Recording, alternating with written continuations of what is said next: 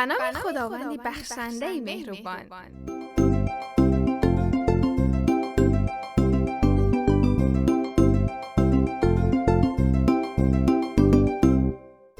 سلام علیکم بچه های عزیز. نغزت، سازت، سلامتیتان خوب است؟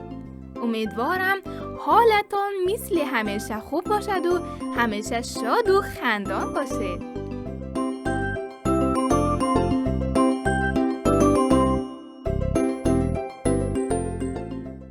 اینجا رادیو مهر، صدای کودک.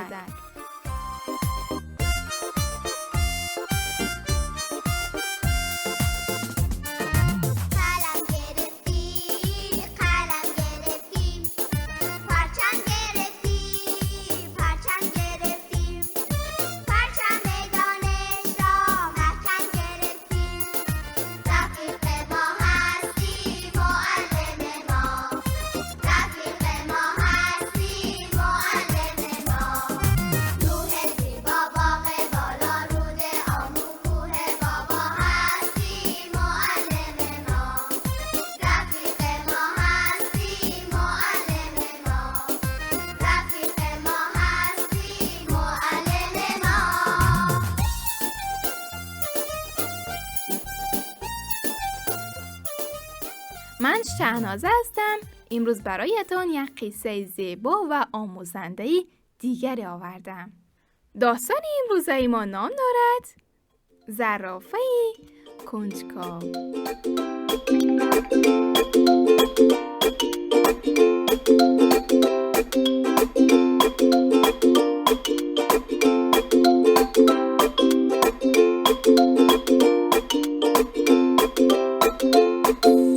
در یک جنگلی سرسبز و زیبا همه حیوان‌ها با صلح و آرامش و شاد و خرسند در کناری هم زندگی می‌کردند. تا اینکه زرافه به جنگل آمد. زرافه خیلی قد بلند و گردن دراز بود. او بسیاری وقتها دیگر حیوان‌ها را عصبی و ناراحت می‌کرد. چون او تنها حیوانی بود که در جنگل خبرچینی میکرد و به کارهای دیگران دخالت میکرد.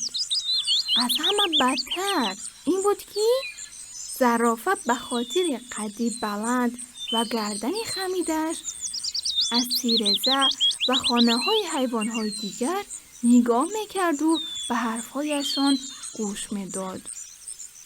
با این کاری زرافه حیوان‌های زیاده از اون ناراحت و اذیت می‌شدند. یک روز همه حیوان‌ها جمع شدند و تصمیم گرفتند که به زرافه درسی بدهند. یک روز شیر که رئیس همه حیوان‌ها بود فرمان داد تا دوستش خرس به خانه‌ای که بیرون از جنگل دارد برود. او هم به خانه‌اش رفته خانه‌اش را تمیز و مرتب کرد.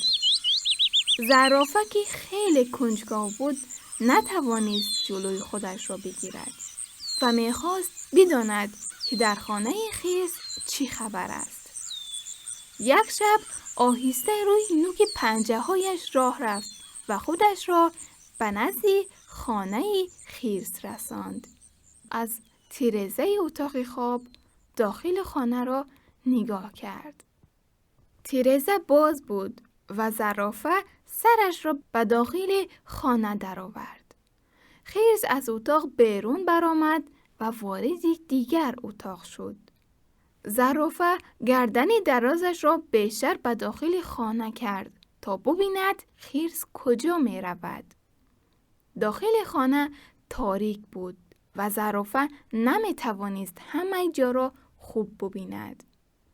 اما زرافه با گردنی درازش خرس را تعقیب می کرد و بعد یک اتاق دیگر و دوباره اتاق دیگر تا اینکه زرافه دیگر نمی توانست خرس را تعقیب کند. چون گردنش بیشتر از آن دراز نمی شد. گردن زرافه به هم پیچیده بود و در اتاقها در مانده بود. سپس همه حیوانها به خانه خرس آمدند تا به زرافه بگویند که چقدر از رفتارهای کنجکاوانه او ناراحت و غمگین هستند. با او کمک کردند. زرافه گردنش را بیرون آورد. زرافه خیلی خجالت کشید و عذرخواهی کرد. تصمیم گرفت که بعد از این دیگر با گردنی درازش کنجکاوی نکند و کارهای مهمتری انجام دهد، مثل میوه چیدن و یا کارهای خوبی دیگر. دوست ریاکان، زرافه با حیوانات جنگل دوست شد و همگی با هم شاد و خوشحال در کنار هم زندگی می‌کردند.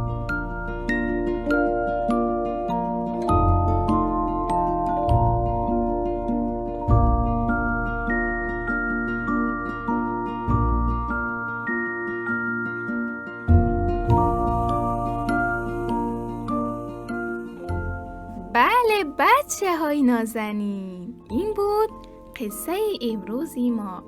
تا داستان و قصه های بعدی شما را به خدای یکتا می سپارم. خدا یار و نگهدارتان. خدا حافظ.